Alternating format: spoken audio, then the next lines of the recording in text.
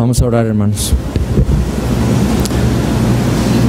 Padre Celestial, Rey eterno, Señor, en este momento nos disponemos nosotros, este pueblo tuyo, a abrir tu palabra con el deseo de escucharte a ti en ella, escuchar tu voz, ser edificados para gloria de Cristo Jesús.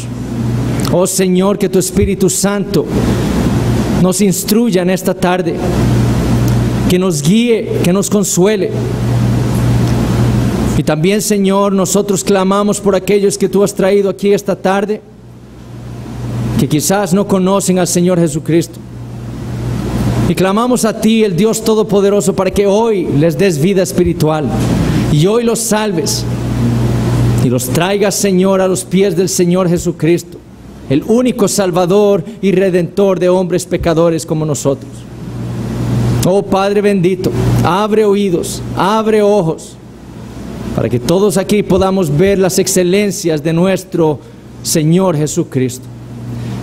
Y es en sus méritos que oramos a ti en esta tarde. Amén. Amén. Podemos tomar asiento, hermanos y amigos. Abrimos nuestras Biblias. La epístola a los Hebreos. Hebreos capítulo 8.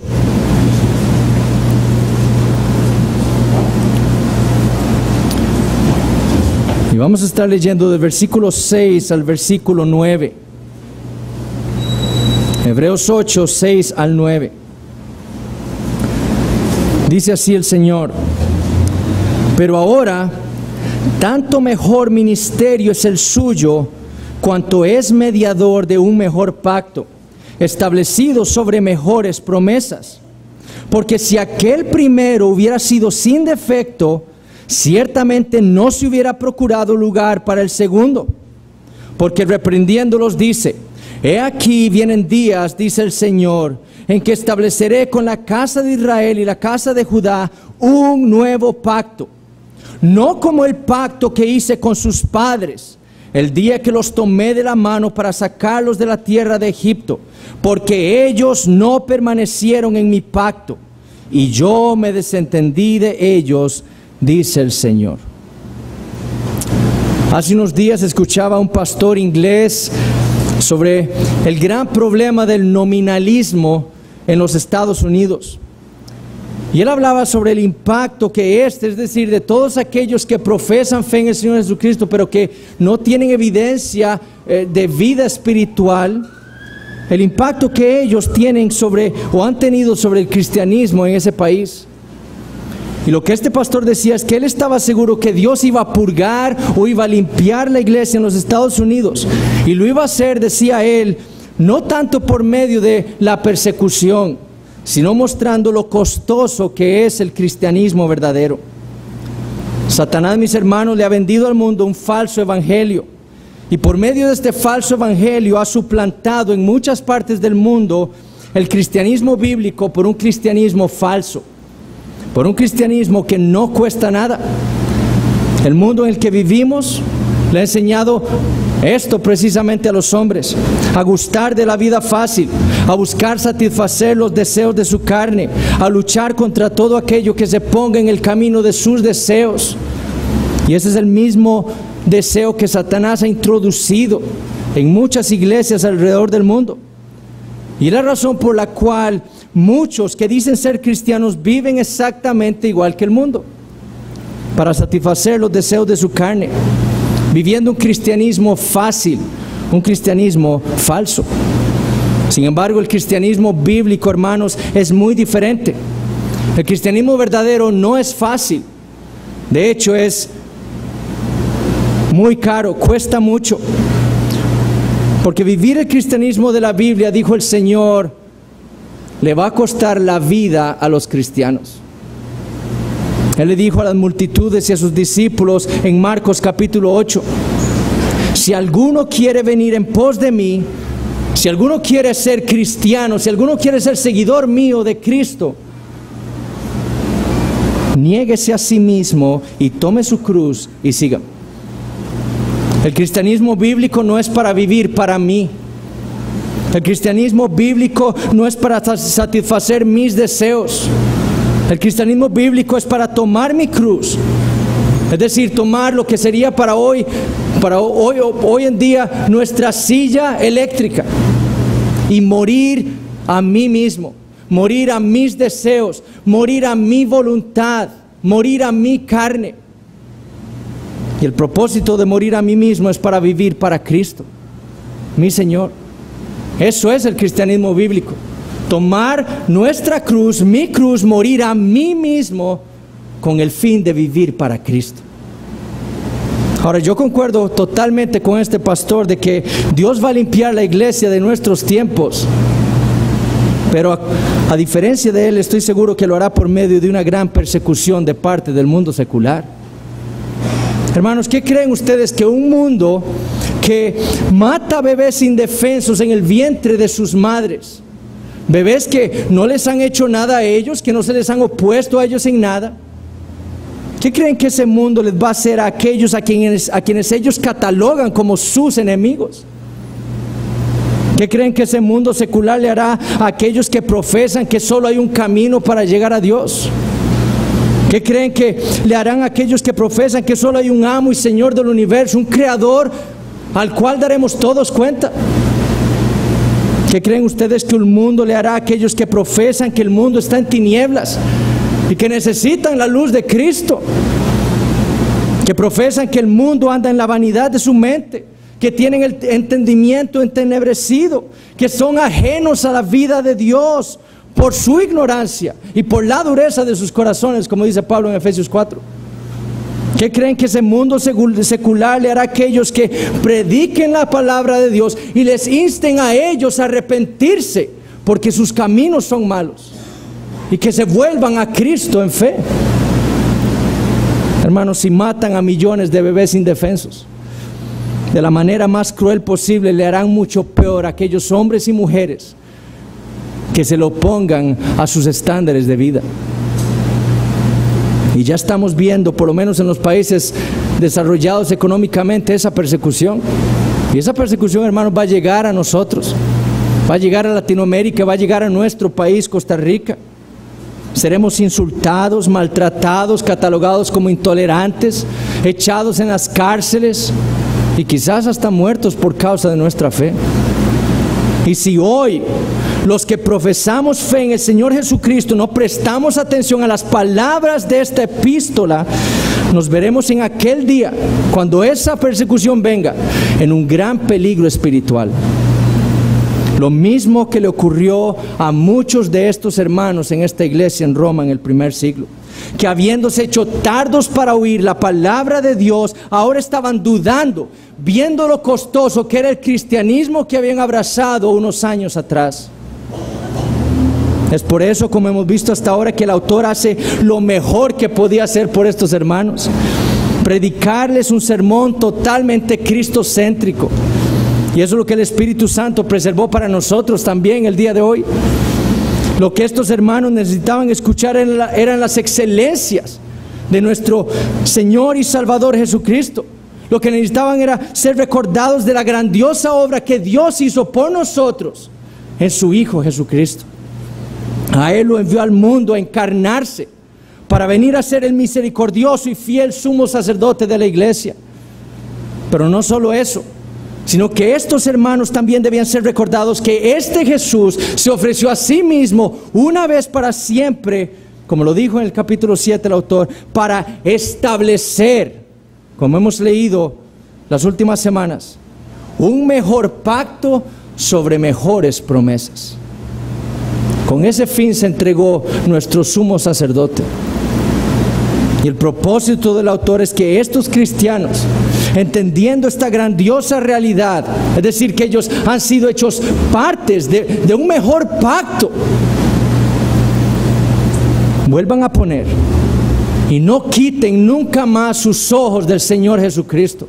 Ese es el propósito del autor. Vean las excelencias del Señor Jesucristo. Vean lo que Él ha hecho por ustedes. Vean el pacto en el cual ustedes han sido incluidos. No quiten más sus ojos de Él. Abrácenlo con fe. Solamente así estos hermanos y nosotros dentro de unos años, dentro de muy poco tiempo, podremos sobrepasar y sobrellevar los sufrimientos momentáneos de esta vida. Y es lo mismo que Dios desea que recordemos y entendamos nosotros el día de hoy. Es por ello que el autor, a partir del versículo 6 del capítulo 8, ha hecho esa transición para tratar el segundo punto de su sermón, como ya hemos dicho, para desarrollar y explicar el mejor pacto al que pertenecemos los cristianos. Y lo que deseo hacer entonces en esta tarde, con este texto que hemos leído, es primero volver a recalcar algunas de las consideraciones que vimos la semana pasada con respecto al primer pacto. Segundo, tratar de entender a qué se refiere el autor cuando usa ese término mejor para referirse a este segundo y mejor pacto. Y tercero, analizar brevemente entonces el propósito del primer pacto. Entonces, primero, ¿qué son algunas consideraciones que debemos tener muy claras acerca del primer pacto? Lo primero que debemos tener presente es que cuando hablamos del primer pacto, estamos hablando de un pacto divino. Dios lo hizo, así como todos los pactos divinos en la Escritura. El primer pacto es un pacto divino, instaurado por Dios mismo. No solo llamó Dios a Abraham cuando éste estaba en la casa de su padre Taré, adorando dioses falsos, sino que lo llamó con la iniciativa de hacer un pacto con Él, de entrar en un pacto con Él, como vimos en Génesis capítulo 12. Pero también dice el autor en el versículo 9 de Hebreos 8, que Dios tomó también a Israel de la mano para sacarlos de la tierra de Egipto. Dios tomó a la descendencia de Abraham y la sacó con mano poderosa de Egipto con el propósito de hacer con ellos un pacto en el monte Sinaí. Un pacto divino. Ahora, lo segundo que debemos recordar es que el testimonio del Espíritu Santo con respecto a este primer pacto es que era defectuoso. No es un hombre el que ha dicho esto, es el Espíritu Santo el que ha dicho que el primer pacto era defectuoso. Esto es lo que hemos visto en el versículo 7. Y lo que dijimos la semana pasada es que el autor quiere decir que habían fallas. Habían faltas en ese primer pacto. Era un pacto que estaba manchado. Habían defectos en él. Y tenía faltas, como dijimos, no por el pacto en sí. Obedecer a Dios, obedecer la ley es bueno. El pacto no era lo que era, estaba malo. Lo malo que tenía ese primer pacto es que era un pacto condicional. Un pacto condicional. Y esto es sumamente importante que lo tengamos claro. La evidencia bíblica, y esto lo vimos la semana pasada, y como veremos en un momento, es que se trataba de un pacto condicional de obras. Es decir, para que Israel, la descendencia de Abraham, pudiera disfrutar de todas las bendiciones que estaban adjuntadas a ese pacto, a ese primer pacto que Dios había hecho con ellos, una tierra, una descendencia y un reino. Ellos debían obedecer a todas las estipulaciones y mandamientos que Dios les había dado en el pacto, ¿cierto? Cuando Dios le prometió a Abraham una descendencia, a la cual le daría la tierra, a la cual le daría reyes para que gobernaran a ese gran pueblo, y estableció ese pacto abrahámico, para que esas promesas pudieran ser disfrutadas por su descendencia, ellos debían obedecer las estipulaciones de ese pacto. En el pacto abrahámico debían obedecer la ley de la circuncisión, como vimos la semana pasada. Años más tarde, en el pacto mosaico, la descendencia de Abraham debía obedecer la ley mosaica, y no solo el decálogo. Ellos debían obedecer toda la ley ceremonial y toda la ley civil. Y en el pacto davídico, ya no el pueblo, sino el rey era el que debía obedecer, en lugar del pueblo, esa ley mosaica. Si el pueblo obedecía o si el rey obedecía por ellos, entonces Israel podía disfrutar de esas promesas. Pero si desobedecía, entonces caerían sobre él todas las maldiciones del pacto. En Deuteronomio capítulo 28, Dios le dice esto a Israel: acontecerá que si oyereis atentamente la voz de Jehová tu Dios, noten las condiciones, si oyereis, para guardar y poner por obra todos sus mandamientos que yo te prescribo hoy, también Jehová tu Dios te exaltará sobre todas las naciones de la tierra, y vendrán sobre ti todas estas bendiciones y te alcanzarán, si oyereis, de nuevo condicionalidad, la voz de Jehová tu Dios. Pero si desobedecían a la voz de Dios, Dios les dice más adelante en Deuteronomio 28:15, pero acontecerá, si no oyereis la voz de Jehová tu Dios, condicionalidad, si no oyereis, para procurar cumplir todos sus mandamientos y sus estatutos que yo te intimo hoy, que vendrán sobre ti todas estas maldiciones y te alcanzarán. Y con 53 versículos, no con los 14 en los cuales Moisés describió las bendiciones que vendrían por la obediencia, con 53 versículos Moisés describe todas las maldiciones que vendrían sobre Israel y que llegaron a ellos por desobedecer el pacto. El defecto del primer pacto entonces estaba en que era, como dijimos, un pacto condicional de obras. Y era defectuoso porque era un pacto condicional entre Dios, un Dios santo, y un Israel carnal, un Israel natural, un Israel descendiente de Adán, por naturaleza. Y si era condicional, entonces, como leemos en Deuteronomio 28, era un pacto que podía ser quebrantado, ¿cierto? Y ese es el argumento del autor a los hebreos. Por eso era defectuoso, dice él, porque siendo condicional y dependiendo de la obediencia de un pueblo carnal, iba a ser quebrantado. El autor dice en los versículos 8 y 9, porque reprendiéndolos dice, he aquí, vienen días, dice el Señor, en que estableceré con la casa de Israel y la casa de Judá un nuevo pacto. ¿Por qué? ¿Por qué un nuevo pacto? No como el pacto que hice con sus padres el día que los tomé de la mano para sacarlos de la tierra de Egipto, porque ellos no permanecieron en mi pacto, y yo me desentendí de ellos, dice el Señor. El defecto era claramente la condicionalidad de este primer pacto, es decir, requerir de los hombres guardar los mandamientos que Dios les había dado en ese pacto. Si oyereis mi voz para guardar todos estos mandamientos y estatutos. Esa era la condición, obedecer. Y ese era especialmente entonces el defecto del pacto mosaico, porque requería la obediencia a la ley moral, ceremonial y civil que Dios le había dado a Israel, siendo ellos meramente un pueblo carnal. Por lo tanto, para gozar de esas promesas, eso sería imposible para ellos, siendo un pueblo carnal, físico nada más, descendientes por naturaleza de Adán. Dios le dio todas esas promesas. El testimonio de Salomón, el testimonio de todo el Antiguo Testamento es que Dios fue fiel a su promesa. Él le dio la gran descendencia a Abraham, le dio la tierra y le dio reyes. Pero ellos desobedecieron el pacto. Ellos no pudieron gozar de esas bendiciones por su desobediencia. Y fue quebrantado. Eso fue lo que ocurrió. Ese pacto, hermanos, no le sirvió de nada a Israel porque ellos no permanecieron en el pacto.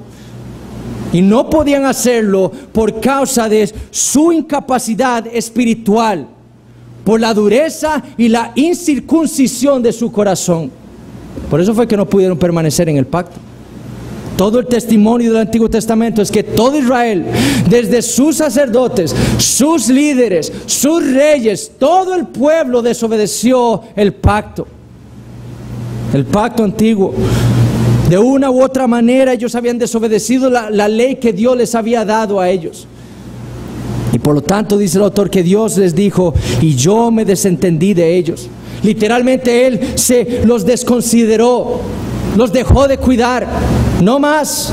Así como ellos hicieron con el pacto que habían hecho con Dios en Éxodo 19, donde le dijeron, juramos que vamos a hacer todo esto que Dios ha dicho. Así como ellos hicieron con ese pacto y se desentendieron de ese pacto, así mismo hizo Dios con ellos. Porque Israel se había desentendido de aquel primer pacto, Dios se desentendió de ellos. Tercero, es importantísimo también en nuestro estudio de este capítulo que tengamos presente a lo largo de esto que el primer pacto al cual se refiere el autor va mucho más allá del pacto mosaico. Incluye mucho más que este pacto. En el capítulo 9, como vamos a ver en las próximas semanas, el autor va a comparar todas las ordenanzas del culto mosaico, del culto del antiguo pacto, con las excelencias y las perfecciones del nuevo pacto. Él se refiere a todo el pacto mosaico. Sin embargo, esto ocurre porque cuando el Nuevo Testamento, como dijimos la semana pasada, se refiere al pacto antiguo, su referencia primaria es el pacto mosaico. ¿Por qué? Porque es el pacto antiguo o el pacto con Israel más elaborado. Es el pacto condicional entre Dios e Israel más elaborado. Pero hermanos, sería un error pensar, y este es el error que nosotros vemos en nuestros hermanos presbiterianos, porque ellos ven que el autor a los hebreos solo se está refiriendo como ese pacto defectuoso al pacto mosaico. Muchos presbiterianos afirman con nosotros que el pacto mosaico era condicional. Hay unos que no, pero la gran mayoría afirma con nosotros que el pacto mosaico era condicional. Pero se rehúsan a pensar y a entender el pacto abrahámico como un pacto condicional también. Para ellos el pacto abrahámico es el pacto de gracia, un pacto incondicional. De hecho, eso es lo que ellos ven. Ellos entienden el pacto abrahámico como el mismo pacto de gracia. Y por lo tanto, el pacto que era defectuoso, según ellos, era el pacto mosaico, no el pacto abrahámico. Pero como vimos la semana pasada, para el autor a los hebreos, así como para Jesús y para Pablo también, el primer pacto contenía mucho más que el pacto mosaico. Habiendo leído nosotros Hebreos 9:15, como vimos la semana pasada, el autor afirma que Cristo murió para la remisión de los pecados cometidos bajo el primer pacto. ¿Quiso decir el autor que Cristo murió solo para remitir los pecados de aquellos que estaban en el pacto mosaico nada más? O como nos preguntamos la semana pasada, ¿estuvo Abraham en ese primer pacto? ¿Fueron los pecados de Abraham perdonados por Cristo precisamente porque él estaba en el primer pacto? ¿O Abel? ¿Fueron los pecados de Abel perdonados porque él estaba en el primer pacto? Para el autor de los hebreos, el primer pacto incluía todo el trato de Dios desde la caída de Adán hasta la venida de Jesucristo. Pero específicamente el primer pacto incluye el pacto abrahámico, mosaico y davídico. Ese pacto condicional hecho por Dios con Israel. Estos tres pactos forman el primer pacto. Y eso es lo que el autor describe aquí como un pacto defectuoso. El autor habla en Hebreos capítulo 11 de Abel, de Enoc, de Noé, de Abraham. Y para el autor, todos ellos fueron incluidos por su fe en el Señor Jesucristo dentro del nuevo pacto. ¿Por qué? Porque la lógica del autor es que ellos estaban en el primer pacto. Ellos fueron incluidos por fe dentro del nuevo pacto. ¿Por qué? Porque ellos estaban dentro de un pacto defectuoso. Y por su fe fueron incluidos dentro del nuevo pacto. Entonces no estamos haciendo aquí una mala interpretación del texto, ni estamos poniendo cosas en la mente del autor. Estamos tratando de explicar lo que el autor dice aquí, en toda su epístola, afirmando que esos tres pactos con Israel forman el pacto antiguo, el primer pacto. Y era un pacto para el autor defectuoso.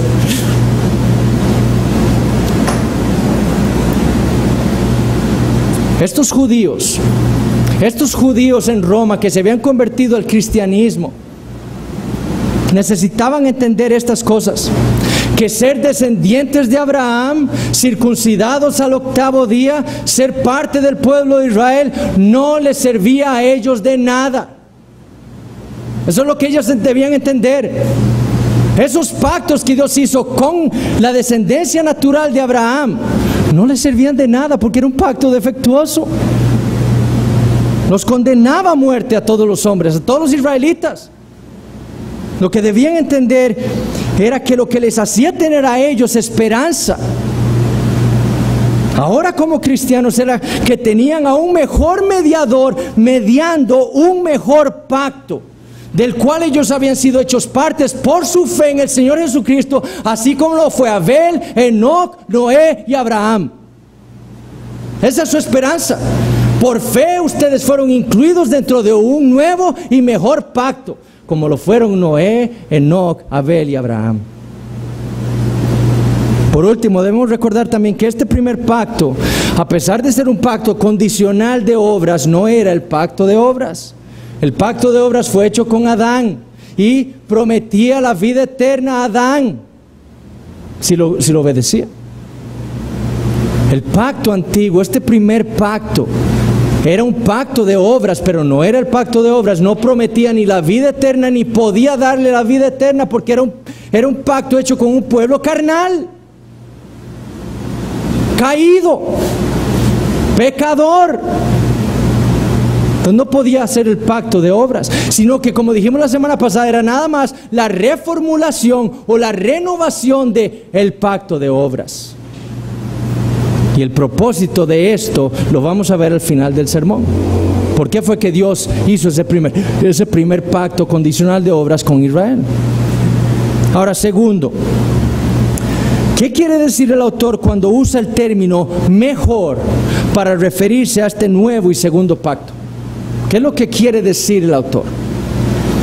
En las semanas que siguen vamos a estudiar más a fondo este nuevo pacto, pero lo que deseo hacer esta noche es simplemente responder estas preguntas.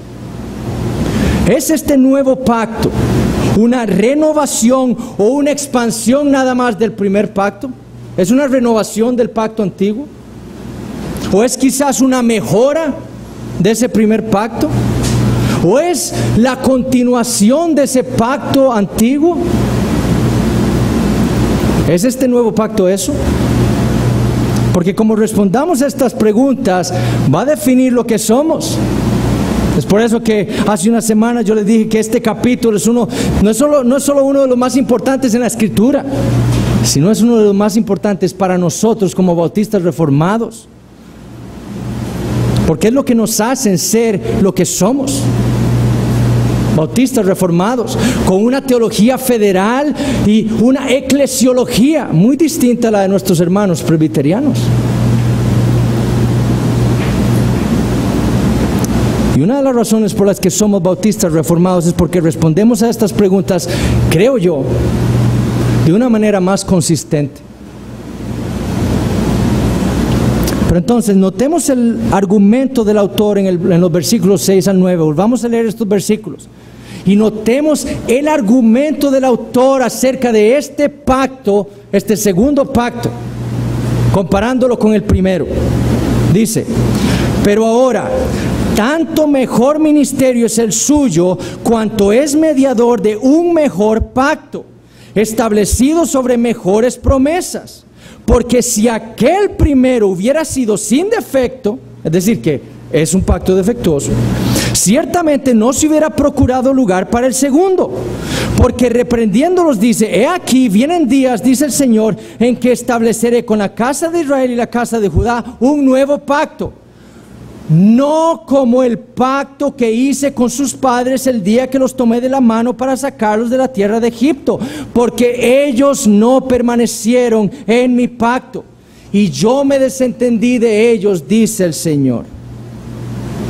¿Es entonces, de nuevo, pregunto, es entonces el nuevo pacto una renovación o una expansión de este primer pacto?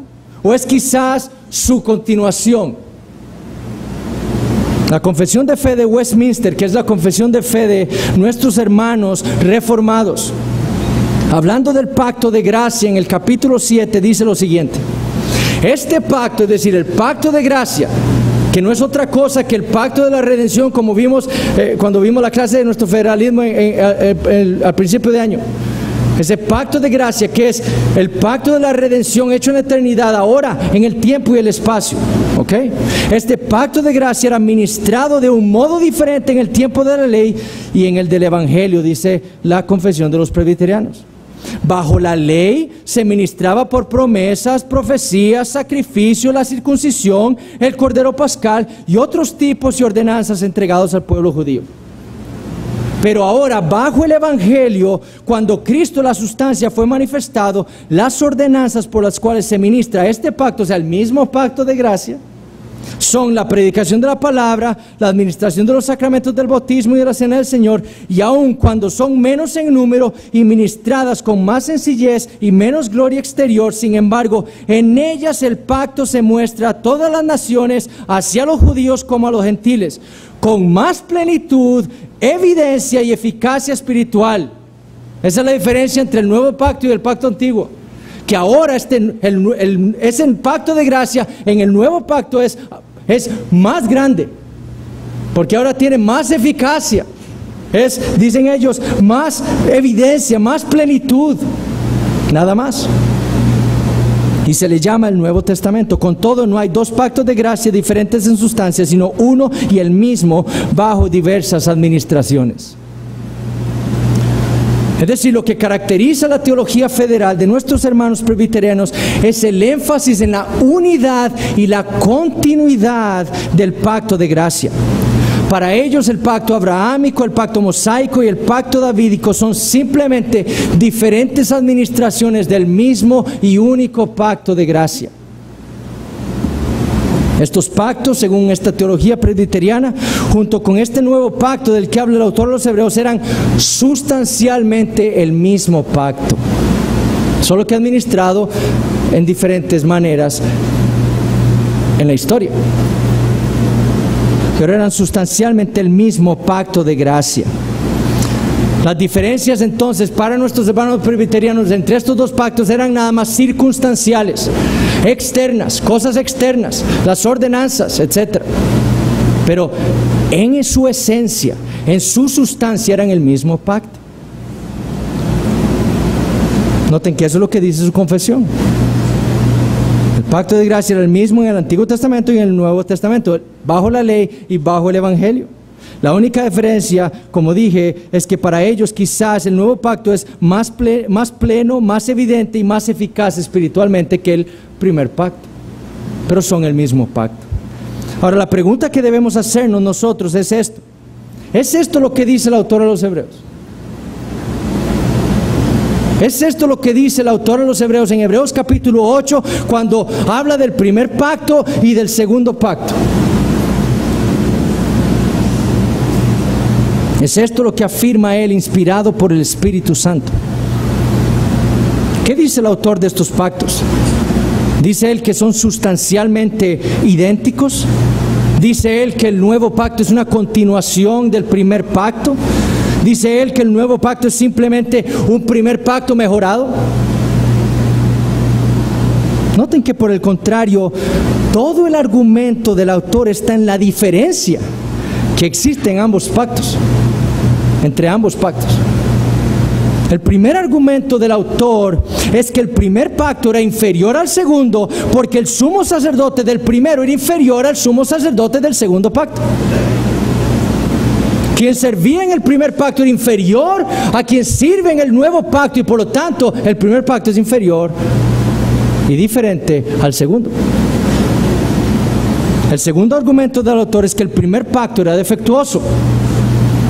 Por lo tanto, fue necesario un segundo y nuevo pacto. Uno que no tuviera esos defectos que caracterizaron al primer pacto. Es por eso que el autor dice en el versículo 9 que este nuevo pacto es uno, no como el pacto que hice con sus padres. Este nuevo y segundo pacto no es como el primer pacto.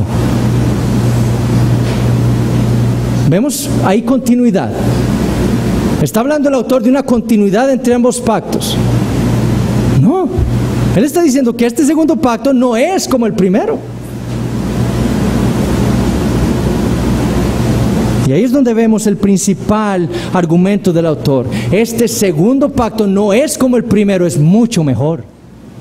Ese es su argumento. Es el principal argumento del autor para confirmar la fe de estos hermanos, que el pacto en el que ellos se encontraban era mucho mejor que el pacto en el que se encontraban sus contemporáneos judíos, y al que habían vuelto los apóstatas que ellos conocieron.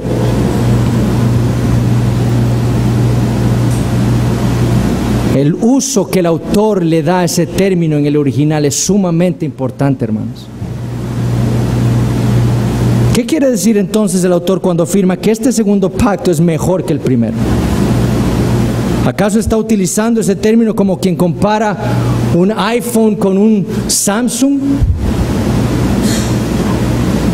Diciendo que el iPhone es mejor que el Samsung. ¿Acaso está diciendo el autor que la diferencia, que el segundo pacto es mejor que el primero, como un Ferrari es mejor que un Fiat? Y uso esa ilustración porque yo sé que nadie se me va a resentir aquí porque nadie tiene Fiat. ¿Es eso lo que quiere decir el autor cuando usa ese término mejor? Porque al final, en ambas comparaciones, los dos son o teléfonos inteligentes o carros. Sustancialmente la misma cosa. Tienen sus diferencias, pero en sustancia, en su esencia, siguen siendo lo mismo. Es eso lo que dice el autor cuando usa el término mejor. O quizás el autor está usando ese término como quien compara un diamante con una circonia. El diamante y la circonia se parecen mucho, ¿cierto? Pero sustancialmente son muy diferentes. Se parecen, pero en su esencia el diamante y la circonia son muy diferentes. Porque el diamante es muchísimo más valioso que la circonia. El diamante es cualitativamente, sustancialmente mejor que la circonia. Para poder entonces averiguar qué es lo que el autor a estos hermanos quiere decir con ese término mejor, si es como comparando dos teléfonos o comparando un diamante con una circonia, debemos entonces estudiar el uso que el autor le da a ese término a lo largo de la epístola. Esta serie en Hebreos, recuerdan, la titulé hace un año, Jesús es mejor. Y la razón de esto fue el gran número de veces que el autor usa ese término a lo largo de la epístola. Todo en Cristo, es el argumento del autor, es mejor. Todo en Cristo es mejor. Inclusive el nuevo y segundo pacto. Ahora, ¿cómo entendemos este término? Bueno, el primer uso de ese término en esta carta lo encontramos en Hebreos capítulo 1, versículo 4. Hebreos 1, 4. En donde el autor dice lo siguiente, hablando de Cristo: hecho tanto superior a los ángeles, cuanto heredó más excelente nombre que ellos. Ese término que en nuestra versión se traduce como superior, es el mismo término que el autor usa en Hebreos 8:6, mejor. Es por eso que la Biblia de las Américas traduce Hebreos 1:4 así: siendo mucho mejor que los ángeles, por cuanto ha heredado un nombre más excelente que ellos. Jesús, dice el autor, es mucho mejor que los ángeles. Ahora, ¿está diciendo el autor a los hebreos que Jesús es mejor que los ángeles, como un Ferrari es mejor que un Fiat? ¿Es Jesús mejor que ellos, pero sustancialmente sigue siendo un ángel? ¿Es eso lo que está diciendo el autor en Hebreos 1:4? No. Lo que le afirma el autor es que Jesús es mejor que los ángeles porque Él es sustancialmente, en su esencia, muchísimo mejor que los ángeles. Él es el Hijo de Dios. Por eso es mejor. No es como el Ferrari y el Fiat, es como el diamante y la circonia. Sustancialmente distintos. Y mucho más valioso Jesús que los ángeles. En Hebreos 6:9, el autor vuelve a usar el término para argumentar que en cuanto vosotros, les dice: oh amados, estamos persuadidos de cosas mejores y que pertenecen a la salvación. El autor está contrastando cosas que acompañan a la salvación, lo cual las hace mejores, con cosas que no acompañan a la salvación y que por lo tanto son inferiores. El punto del autor es que sustancialmente o cualitativamente aquellas cosas que acompañan a la salvación son mejores que las que no acompañan a la salvación. Sustancialmente, en su esencia. También en Hebreos 11:16, el autor vuelve a usar ese término para hablar de la patria que anhelaron los patriarcas de Israel. Y él dice ahí, pero anhelaban una mejor patria, esto es, celestial. ¿Es que acaso el autor estaba diciendo que la patria celestial era sustancialmente idéntica a la terrenal? Era Canaán, idéntica a la tierra celestial. ¿Es eso lo que dice el autor? ¿Es la tierra celestial mejor que la terrenal solo porque le cabe más gente? ¿Eso es lo que la hace mejor? ¿O es la patria celestial diferente y mejor que la terrenal porque en su esencia es mejor, en su sustancia es mejor?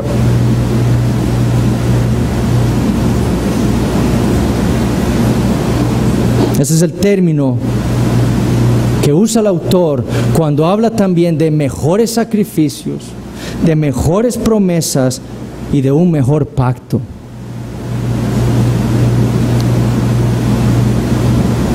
¿Por qué dice el autor que el nuevo pacto es mejor? Acabamos de averiguar cuál es el uso que el autor hace de ese término mejor. No es como un Ferrari y un Fiat, no es como un iPhone y un Samsung. Es como un diamante y una zirconia. Se parecen, pero sustancialmente son muy diferentes. El primer pacto y el segundo pacto son pactos divinos, hechos por Dios, pero en su esencia son muy diferentes. Y es lo que hace el segundo pacto muchísimo mejor que el primero. Y eso es lo que vamos a ver en las próximas semanas. Por eso el autor dice, pero ahora tanto mejor ministerio es el suyo, cuanto es mediador de un mejor pacto establecido sobre mejores promesas. El punto que deseo que entendamos es que el uso que el autor le da a ese término mejor a lo largo de su carta y su argumento al contrastar ambos pactos implicaba que este segundo pacto es mejor porque es sustancialmente distinto al primero. Eso es el argumento del autor. Es por eso que nosotros, como bautistas reformados, entendiendo el pacto a la luz de Hebreos 8 y a la luz del Nuevo Testamento, no creemos que el antiguo pacto sea una continuación. Que el nuevo pacto sea una continuación del antiguo. Ni tampoco creemos que el primer pacto sea el pacto de gracia. El primer pacto había gracia, pero no era el pacto de gracia. El pacto de gracia, como vamos a ver la próxima semana, es el nuevo pacto.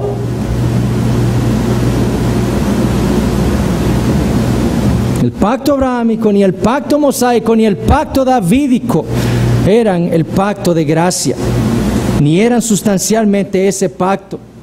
Eran pactos condicionales por obras con Israel, con la descendencia de Abraham. Tan diferentes son el primero y el segundo que uno fue abrogado. No es eso lo que dice el autor aquí en estos versículos. Uno fue abrogado, quitado. Y el otro lo califica el autor en Hebreos 13:20 como eterno. Tan sustancialmente distintos son que uno es quebrantable, fue abrogado, y el otro es eterno.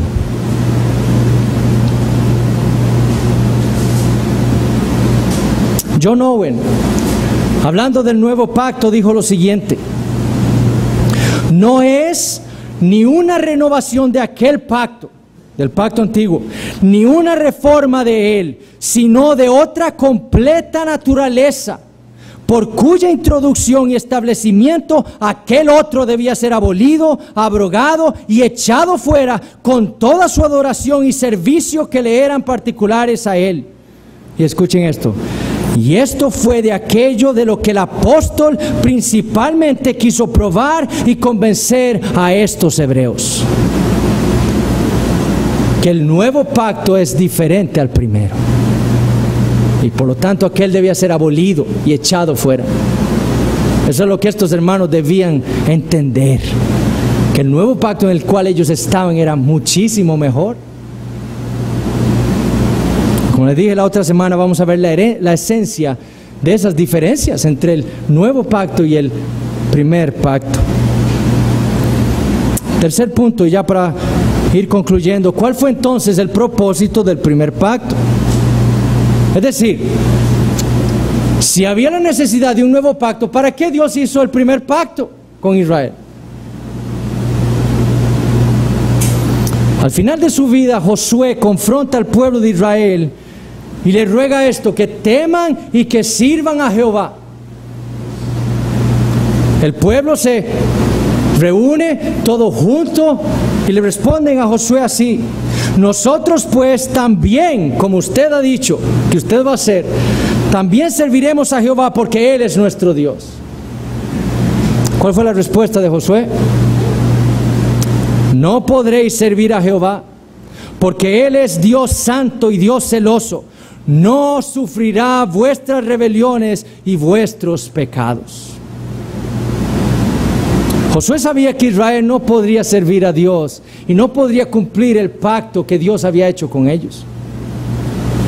Él estaba seguro de esto porque él sabía que los israelitas eran rebeldes, pecadores, y por lo tanto iban a quebrantar el pacto que había sido hecho con un Dios santo y celoso.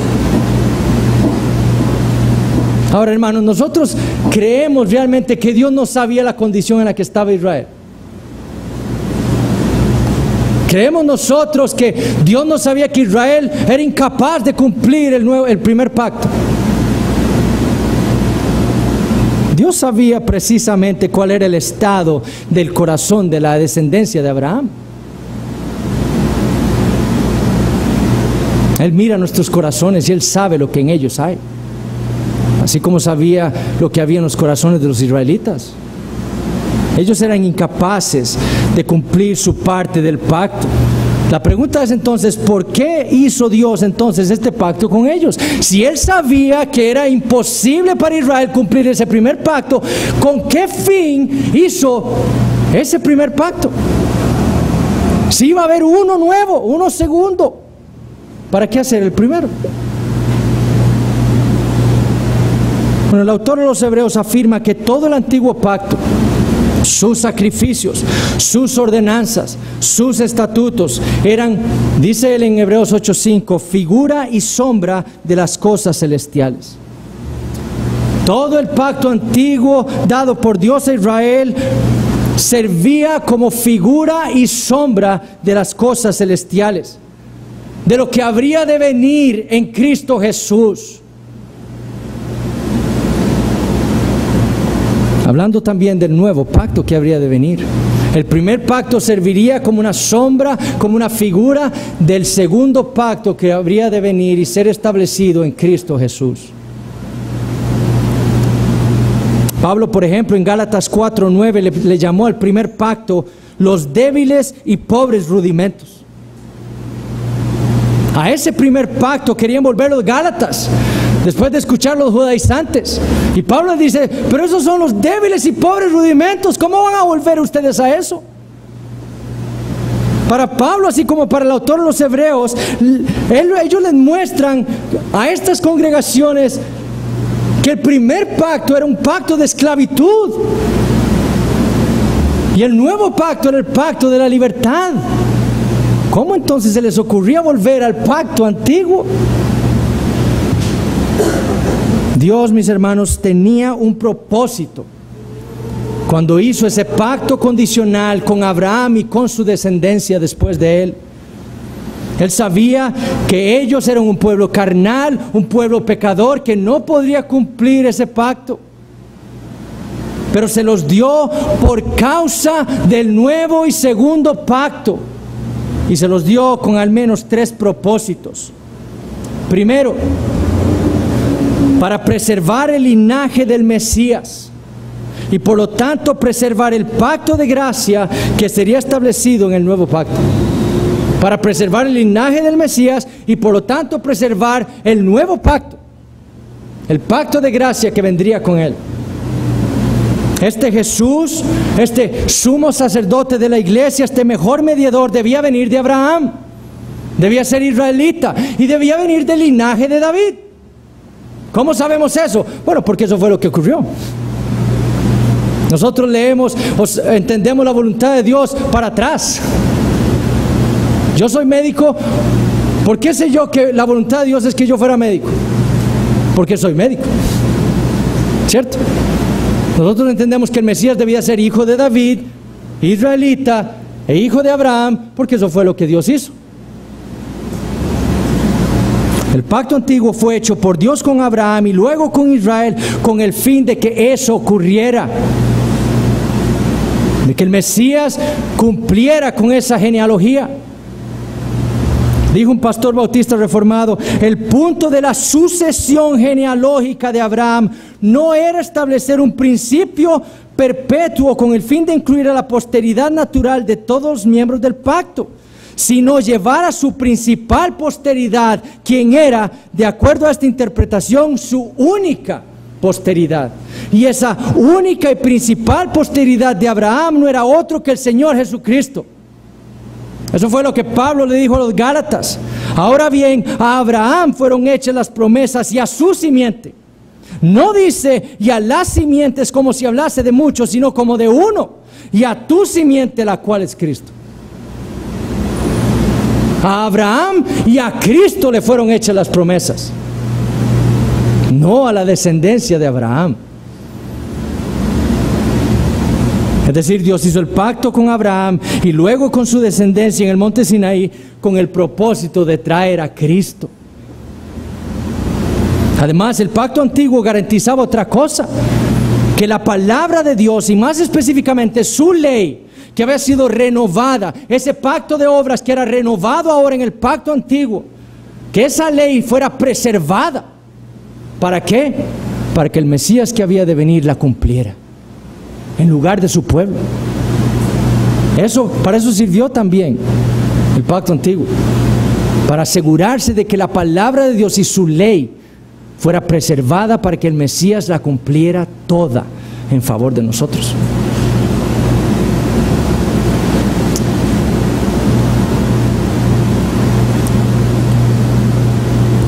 Segundo, el propósito del pacto antiguo fue para apuntar tipológicamente a Cristo. Todas las promesas dadas a la descendencia de Abraham en el pacto antiguo, la descendencia, la tierra de Canaán, el éxodo de Egipto, el rey, el tabernáculo y todo ese sistema sacerdotal y sacrificial, todo eso apuntaba a Cristo y al nuevo pacto. Para eso sirvió. Lo externo del pacto antiguo eran tipos de las cosas celestiales. Israel serviría como un microcosmos para que nosotros entendiéramos lo que Dios haría por su pueblo en Cristo Jesús. Así como Dios hizo con Israel, en el nuevo pacto Dios nos sacó de aquella tierra de la cual éramos esclavos, del pecado. Así como a Israel nos dio en el nuevo pacto una tierra celestial. Así como Israel, Dios nos dio al Rey, quien cumplió la ley en lugar nuestro para justificarnos. Todo eran tipos que apuntaban a Cristo, sombras y figuras para llevar las miradas de los hombres a Cristo. Tercer propósito: para encerrarlo todo bajo pecado, para que la única manera de obtener la herencia prometida en ese pacto fuera únicamente por medio de la fe en el Señor Jesucristo. No por obras, sino por fe. Encerrarlo todo bajo pecado. ¿Para qué? Para que adquirir esa herencia fuera por fe en el Señor Jesucristo y no por obras. Esa es la pregunta que contesta Pablo en su argumento a los Gálatas. Él les dice esto: entonces, ¿para qué sirve la ley? ¿Y qué responde? Fue añadida a causa de las transgresiones hasta que viniese la simiente a quien fue hecha la promesa, y fue ordenada por medio de ángeles en mano de un mediador. Y en el versículo 22 dice, mas la Escritura lo encerró todo bajo pecado para que la promesa que es por la fe en Jesucristo fuese dada a los creyentes. Todo el propósito de la ley fue traer luz sobre los pecados con el fin de condenarlos, con el fin de condenar el pecado, pero no para dejar a los hombres allí condenados, sino para que llevar sus miradas con fe al Señor Jesucristo, el único que los puede salvar. La ley fue dada, dice Pablo ahí mismo en los Gálatas, de manera que la ley ha sido nuestro ayo para llevarnos a Cristo a fin de que fuésemos justificados por la fe. La ley fue dada para servirle al pueblo de Dios como un ayo para llevarnos a Cristo y adquirir así entonces todas las bendiciones del nuevo pacto. Por lo tanto, dijo un pastor bautista reformado, el pacto antiguo fue para el pueblo de Israel un pacto figurativo, terrenal y condicional que los tendría que llevar a Cristo y así al nuevo pacto. Entonces, mis hermanos, lo que debemos tener claro es nuestra necesidad diaria de fijar nuestros ojos en el Señor Jesucristo. Por medio de la fe debemos aferrarnos firmemente a aquel que es nuestra ancla, aquel que es el autor de nuestra fe. Por fe, hermanos, debemos correr a aquel que es nuestro apóstol.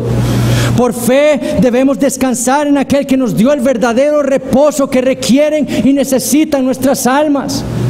Por fe debemos clamar a aquel gran sumo sacerdote que fue exaltado a los cielos y está sentado a la diestra de la majestad,